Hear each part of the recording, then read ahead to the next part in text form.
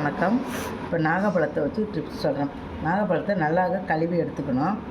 இப்போ கோடை காலத்துலலாம் ஈஸியாக கிடைக்கக்கூடிய பழம் இது.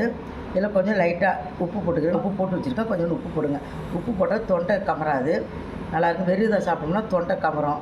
அதனால் கொஞ்சம் லைட்டாக உப்பு போட்டு வச்சுக்கணும். இதில் விட்டமின் சி உள்ளது. நிறைய நோய்களை குணப்படுத்தக்கூடிய தன்மை உள்ளது. இது பல்லு ஈர்களை கெட்டியாக்கும். கேன்சர் நோயை குணப்படுத்தும். ப்ரெஷரு அதிகமாக இருந்துச்சுன்னா அதையும் குணப்படுத்தும். இதோட கொட்டையை கூட நம்ம காய வச்சு தூள் பண்ணி பாலில் கலந்து குடிக்கலாம். மிகவும் அதிகமான மருத்துவ குணம் உள்ளது. இதை கோடை காலத்தில் கிடைக்கக்கூடிய பொருள் தான். நிறைய வாங்கி சாப்பிடுங்க.